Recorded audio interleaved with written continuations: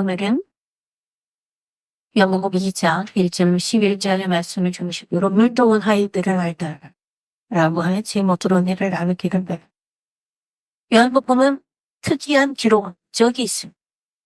그것은 뭐냐 하면 예수님이 하나님이시다, 신이시다, 하나님의 아들이다 라고 하는 것을 드러내기 위하여 기록하고 있는 복음이기 때문에 마태, 마가, 누가와는 관점이 전혀 다릅니다. 그렇기에 요한복음의 기록은 처음부터 예수님은 육신으로 나셨고 누구의 혈통이고 뭐 어쨌고 이런 사람의 배경을 이야기하지는 않습니다. 창세기와 똑같은 시작을 합니다. 창세기의 1장 1절이 어떻게 시작하겠죠? 태초에 하나님이 천지를 창조하시니라 이렇게 태초에부터 시작합니다. 요한복음 1장 1절 역시 마찬가지로 태초에 말씀이 계시니 이렇게 시작하고 있습니다. 예수님이 신심을 드러내는 증거가 요한복음에만 나타나는데 그 요한복음에 나타나는 예수님은 신이시다라고 하는 증거가 표적이 이적이 7가지를 말하고 있습니다. 그 중에 이제 첫 번째가 오늘 본문에 가나의 혼인잔치에서 물로 포도주를 만든 이 기적. 그다음에 둘째가 이제 사장에 있는 왕의 신하를 살리신 그 기적. 형제를 바꾸는 거죠. 죽음에서 삶. 전혀 아닌 형제를 갖고 무릎 꿇어주가. 세 번째는 38년 된 거동조차 못하는 이 병자를 일으켜 쏘셨던 그 기적. 네 번째는 오병이어로 5,000명을 먹이시고 12바구니를 나누기셨던 그 기적. 다섯 번째는 물 위를 걸어 오셨던 그 기적. 여섯 번째는 맹인을 나면서부터 맹인 배자를 고치셨던 그 기적. 일곱 번째는 죽은 나사로를 다시 살리셨던 그 기적. 이것이 예수님이 신이시다라고 하는 표적의 증거입니다. 그 중에 이제 오늘 첫 번째 기적 가운데서 우리가 주님의 음성을 듣기를 원하는 첫 번째는 어떤 것에 우리가 초점을 맞출 거냐 하면 예수님의 기적은 인간적인 관계를 중심으로 이루어지지 않는다라고. 학연, 지연, 편견 이런 거 없습니다. 예수님은 예수님의 은혜와 축복과 기적의 이 역사를 나름형한 기적을 정확하게 얘기해서 주님과 나와의 관계 속에서만 이루어진다. 1절부터 4절을 보면요. 사흘째 되던 날 갈릴리 가나에 홀레가 있어 예수의 어머니도 거기 계시고 예수와 그 제자들도 홀레의 청함을 먹었다고 했어요. 그래서 갔는데 포도주가 떨어졌어요. 예수님의 어머니가 예수에게 이르되 저들에게 포도주가 없다 라고 이야기하더라. 그랬더니 예수께서 이르시되 여자여 나와 무슨 상관이 있나이까 내 때가 아직 이르지는다 라고 얘기해요. 저는 4절이 늘 기분 나빠요. 예수님이 이런 싸가지가 없는 사람이냐라고 하는 거죠. 예수님이 어머니 마리아에게 하는 말에서 느끼는 것은 인간적으로 참 무례하지 않으세요? 이미 새끼가 여미한테 뭐 이런 이따구로 말을 해. 이런 생각이 들 정도로 얘기를 합니다. 여자요.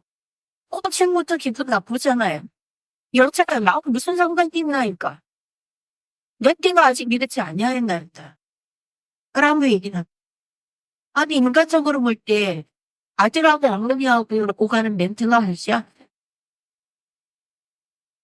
자, 그런데 우리는 여기에서 알아야 될 일이 있어. 여자라고 하는 호칭과 내 때가 아직 이르지 않았다라고 하는 이 말 속에서 이거는 어머니와 아들, 가족 간의 대화가 아니라 이 여자라고 하는 것은 비하가 아니라 제3의 예상을 표현할 때 붙이는 그런 표현입니다. 우리가 젠더를 얘기할 때 여성, 남성 이렇게 얘기하는 것처럼 이렇게 객관적인 그런 관계를 표현하는 크라모칭이라는 말입니다. 이건 가족과의 관계에서 붙이는 모칭이 아니에요. 예수님이 어머니 마리아에게 무례하게 구는 아들이기 때문에 그렇게 싸가지 없는 말 꼰세가 안라고 하는 거죠. 이웃은 지금 요한복음 즉 예수님은 신이다라고 하는 것을 드러내는 복음서에 사용하고 있다는 것을 볼 때 중요한 것은 예수님과 마리아의 관계는 가족 관계가 아니라 창조주와 그를 나르는 성도 안에서 형성된 호칭이다. 이렇게 보아야 맞는 겁니다. 다시 말해서 어머니와 아들로서는 내가 이 문제에 개입할 일이 아니다라고 합니다. 다시 사실 보세요. 예수께서 이르시되 여자야 나와 무슨 상관이 있나이까? 내 때가 아직 이르지 아니하였. 예수님은 지금 이 상황과 마리아를 부르는 호칭에서 메시아로서의 지위를 드러내고 계십니다. 어떤 상황에서든지 예수님의 은혜와 기적의 베푸심은 개인적인 관계에서 행해지는 것이 아닙니다. 중요한 것은 우리의 구주로서의 지위와 권세로서 베풀어 주시는 예수님이 지금 나와 무슨 관계가 있기 때문에 이 일을 행하시는가? 이러한 대답은 예수님이 나랑 친해서 내 가족이기 때문에 그것이 아니라 나의 구주이시기 때문에 이것을 행한다라. 내가 메시아로 나타날 지금 때인가? 메시아로서 이 일을 개입해야 되는가? 라고 하는 것이 관건이라는 얘기. 예수님의 기적은 인간적인 관계를 중심으로 행하여지지 않는다. 라고 하는 것을 기억해야 될 필요가 있습니다. 두 번째는 마리아는 예수님의 말씀을 참 잘 알아듣. 자세히 분명히 들었죠. 그래서 나와 무슨 상관이 있나요? 내게도 아직 이르지 않았습니다. 라고 얘기를 해요. 그런데 그 얘기를 듣고 마리아가 무슨 일을 하죠? 그 말의 의도를 너무나 잘 알아듣는 듯해요. 그러면 즉시 5절에 보면 즉시 그렇게 얘기를 합니다. 그의 어머니가 하인들에게 이르되 너희에게 무슨 말씀을 하시든지 그대로 하라. 아니 이게 무슨 동서남북 생뚱맞은 행동이에요? 여자를 나와 무슨 상관이 있나이까? 포도주가 떨어졌습니다, 예수님. 그랬더니 나 무슨 상관인데요? 내 때가 아직 이르지 않았어요. 라고 얘기했는데 돌아서서 하인들에겐 무슨 말씀을 하시든지 그대로. 뭔가를 알아들은 거예요? 뭔가를 알아챈 거예요? 맞아요 라고 하면 호칭이 이런 싸가지 없는 놈이 쥐기를 받다. 이렇게 얘기하는 게 아니지요. 그런 어머니가 안 돼요. 자, 우리는 기억해 봐야 돼요. 마리아의 이런 영성이 어디에서 나왔는지. 마리아는 예수님을 키우면서 어려서부터 있었던 일들, 그를 낳는 과정에서 있었던 일들을 마음속에 깊이 새기면서 살았던 삶. 그럼 누가복음 2장에 가보면 예수님 12살의 얘기가 나옵니다. 6월절이 되었습니다. 다 예루살렘에 이스라엘 백성들은 다 예루살렘에 올라가서 예배 드려야 하죠. 우리는 절기는커녕 주일도 잘 지키지 못하는 그런 상황의 이유들이 많아서 안타까운데 백성이 100% 예루살렘으로 올라갑니다. 그때에 마리아도 요셉도 예수님도 그의 동생들도 다 데리고 예루살렘에 올라갔어요. 절기가 하루에 끝납니까? 준비하고 6월절 그 밤을 지내야 6월절인 거잖아요. 그 절기니까. 하루에 몇 시간, 한두 시간 예배 드리고 땐 그게 아니잖아요. 며칠을 머물러야 된다. 근데 관리를 따라 올라갔다가 마치고 이제 돌아갈 때에 다 챙겨서 갑니다.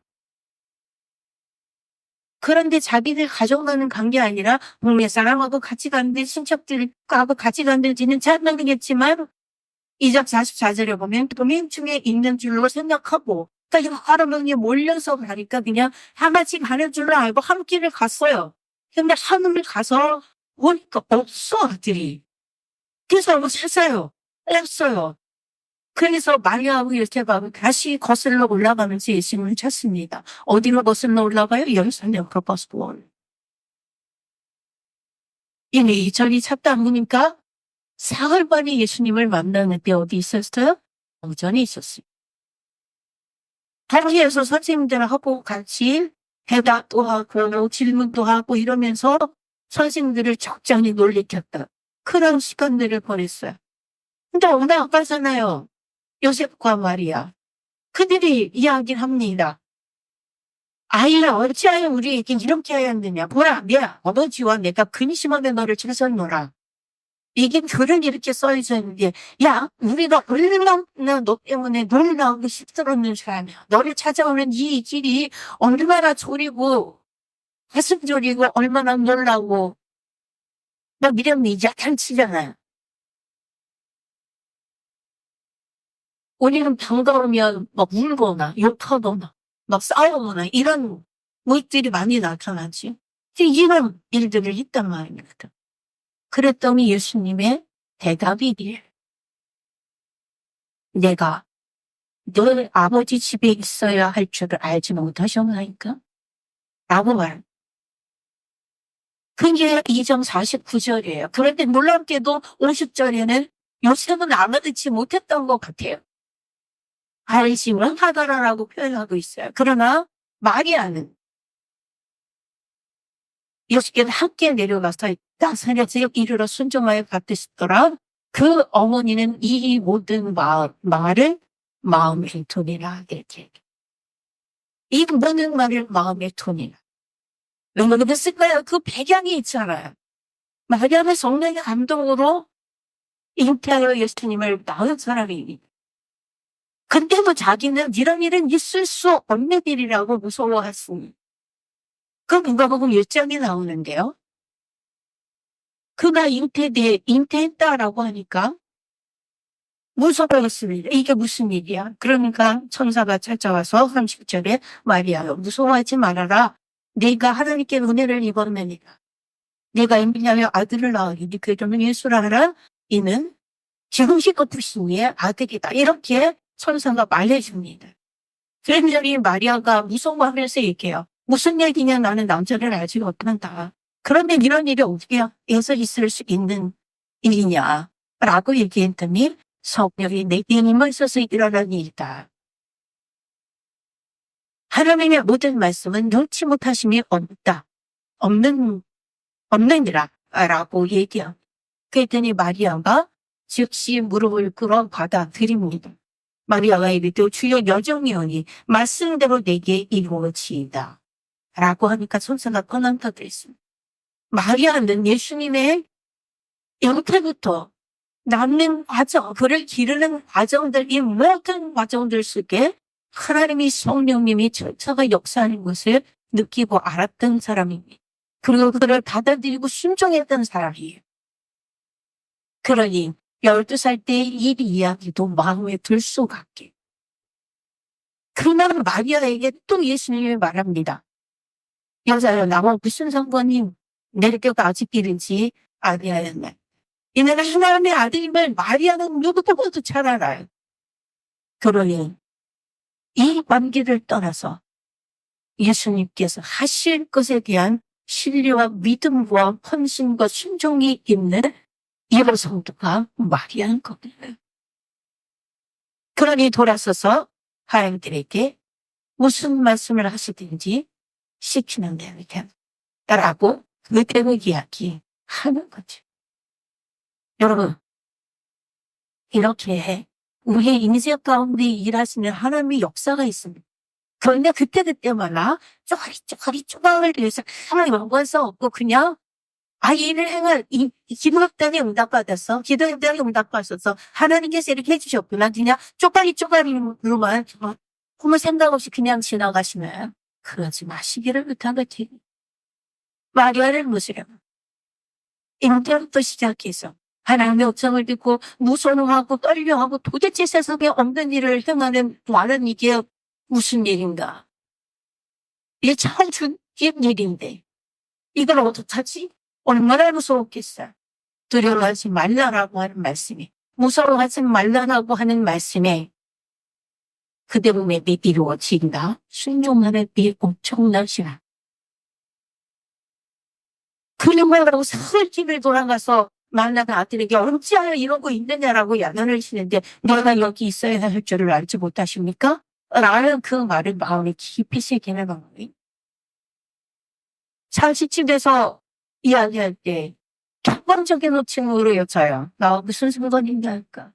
내게 같이 이르지 아니하였나이다라고 하는 그 말씀을 적극적으로 나서서 예수님께 순종한 뜻을 알리는 이 성도. 우리가 쪼가리라고 생각하면 하나님의 뜻을 분별할 수가 없어요. 의미가 없습니다. 생을 통해 일하시는 하나님의 뜻을 분별하지 못할 수 있습니다. 인생의 타고나가를 한꺼번에 돌려보시기를 바랍니다. 그리고 내 생일 가운데 역사하시는 하나님의 뜻을 알 수 있기를 당을드립니다. 자, 첫 번째는 예수님이 메시아로서 자신을 보여주시는 이 첫 번째 표적. 이 표적을요, 구절에 보면 물도 하인들은 알더라. 라고 봐요. 5절을 다시 보면 그의 어머니가 하인들에게 이르되 너희에게 무슨 말씀을 하시든지 그대로 하라 하니라. 거기에 유대인에서 정결 예식을 따라 두 통 드는 돌 항아리 6이 놓였는지라. 예수께서 그들에게 이르시되 항아리에 물을 채우라 하신즉 아귀까지 채우니 이제는 떠서 연회장에게 갖다 주라 하시매 갖다 주었다니. 연회장은 물로 된 포도주를 맛보고도 어디서 났는지 알지 못하되 율법은 하인들은 간다. 연회장은 신랑을 불러 말하되 사람마다 먼저 좋은 포도주를 내고 취한 후에 낮은 것을 내거늘 그대는 지금까지 좋은 포도주를 두었도다 하니라.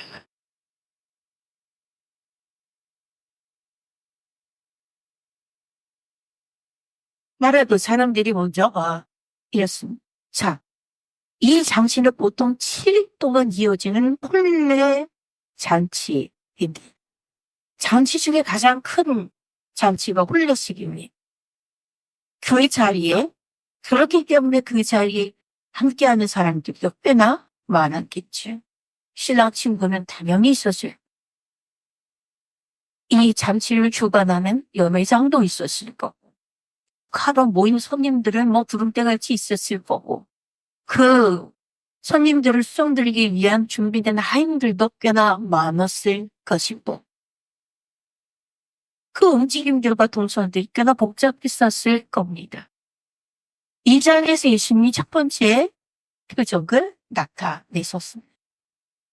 그런데 이 놀라운 표적을, 메시아로서의 표적을 그 많은 사람들이 다 할 게 아니라는 거야. 다 한 게 아니에요. 누가 알아요? 오직 말이야. 그의 어머니가 하인들에게 이르되 너희에게 무슨 말씀을 하시든지 그대로 하라. 이 말을 하는 마리아는 뭐야? 아는 거야. 하실 것을. 몇 명 묻지. 그리고 누구예요? 하인들. 연회장 물로 된 포도주를 맛보고도 어디서 났는지 알지 못하되 물떠온 하인들은 알더라. 몇몇 하인들 물 쥐어다가 항아리에다 넣은 두세 통 드는 항아리가 6개. 한 통이 우리 가만히 한번 생각을 해봤어요. 한 통이 얼마나 될까?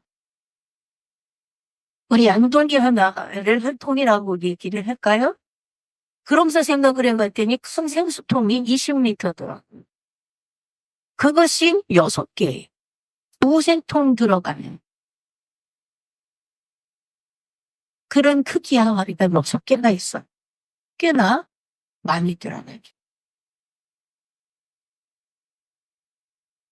이 일을 그걸 물을 지어다가 통에다 부은, 항아리에다가 부은 하인들은 자기가 분명히 물을 쏟아 부었기 때문에 물도록 하인들은 알고. 그리고 11절을 보시죠. 예수께서 이 첫 표적을 가들이 가나에서 행하여 그의 영광을 나타내심에 제자들이 그를 믿으니. 제자들. 알았어. 예수님은 의의 구주로서 지금도 역사를 이루어 가고 계십니다. 그러나 그 자리에 많은 사람들이 있어도 순종하고 헌신하는 사람만 그 역사를 생생하게 경험할 수 있습니다. 역사 현장에 있어도 순종하지 않으면 그 역사는 내 것이 아니에요. 그냥 포도주를 마시면서도 어머 맛있네, 이거 어디서 났대, 이 정도지. 누가 의사를 받았어요. 기도하고 말씀 가운데 예배드리고 이렇게 하려고 하나님께서 그의 생애 가운데 뜻이 있어서 명령을 정해 주시는 것이 은사예요. 누가 그런 은사를 받았어요. 그거는 구경은 하지만 남은 상관이 없는 거예요. 예배장에 있던 그 많은 손님들 중, 아니면 누가 그런 은사를 받았대. 이야 좋겠다, 소문 듣고 하는 거지. 내 것은 아닌 거지. 그 모든 시작이 어디에 있어요? 주님과 나와의 관계에 있다. 관계에. 내가 그 사람하고 잘 알아. 어떤 한국인 사람은 그 어떤 사람이 은사를 받았다니까 그 사람한테 가서 손을 붙잡고 나 이거 놔주세요, 이렇게 하는 이 무식하고 멍청한 사람도 있다고 얘기를 들었어요. 얼마 전에. 그렇죠? 얼마나 믿음이 없으면, 얼마나 무식하면, 얼마나 영적인 세계에 대해서 모르면 그 짓을 할까. 네. 역사의 현장, 예수님은 어디에서든지 역사를 일으키는 기적을 베풀어 주세요. 어디에 있든지 은혜를 주세요. 바울은 그런 얘기 했잖아요. 내가 바다처럼 어떻게 있을지라도, 지금 수레에 들어앉아 있을지라도 주님은 아십니까? 주님은 나를 기억하신다. 주님은 나를 찾으신다. 내가 수레에 빠진 그런 상황이 있을지라도 주님은 나를 검적 올리신다. 이 밤에 무엇인지를 알아야 돼요. 이 밤에 무엇인지를 알아야 돼. 역사의 현장에 있어도 모르면서도 이게 뭔지 모르는 사람으로 많은 사람들이 살아가요. 이 허민 잔치에 손님으로 와 있는 사람들 중에는 여러 가지가 있을 거예요. 번연해 있는 사람도 있을 겁니다. 주인만 높은 사람도 있을 거예요. 여기나 축축하게 있는 사람 누구든지 나가면 아는 사람들은 오셨어요 라고 인사하면 하는 그런 정도의 사람도 있을 겁니다. 이런 대단한 사람들. 그러나 메시아의 역사를 전공하고 한 사람은 몇 명 안 된다는데 우리는 주목해야 해요. 누구요? 율동을 하는데 말이야, 제자들. 예수님은 지금도 역사하시는데 나는 지가 있는 손님의 무리에 있지, 손님의 무리에 섞여져 있지는 내가 누군데? 라고. 네가 누군데 지옥같이 있는지. 여기서 뭐하는 거예요? 그냥 가정적인 호칭으로 부르는 의도를 알고 순종하는 그런 말의 모습을 가지고 있는가. 아니면 무슨 말씀을 하시든지 그대로 하던, 말도 안 되는 일을 시키는데도 그대로 하라니까 하던 그런 아이들의 모습에 낀 역사를 보며 인기팔려라는 지적을 보면서 미션 라고 깨닫는 지도자들 중에 있는 순종과 헌신의 현장이 주님을 경험할 수 있는 현장이 여러분 부탁합니다. 역사의 주인공이 되시기를 주님의 이름으로 권합니다. 기도하겠습니다. 아버지 하나님, 우리가 평생의 신앙생활을 하면서 천상을 향하여 걸어갑니다. 그러나 하나님, 세상 풍조에 밀려 헛된 신앙생활을 하지 않게 하시고 날마다 주님과의 관계가 새로워지게 하시고 날마다의 주님과의 관계가 친밀해지게 하시고 날마다의 주님과의 관계가 세밀해지게 하시고 리온해지게 하여 주시옵소서. 우리가 주님의 앞에 서 있으니 하나님의 역사의 현장에 있으니 어떤 모습이든지 상관없고 오직 주님과의 친밀도에 의하여 내가 역사의 주인공이 되어질 수 있음을 주님 기억하고 하나님 앞에 무릎으로 기도하며 말씀으로 사는 예수님의 사람들 되어지게 하여 주옵소서. 예수님 이름으로 기도하옵나이다. 아멘.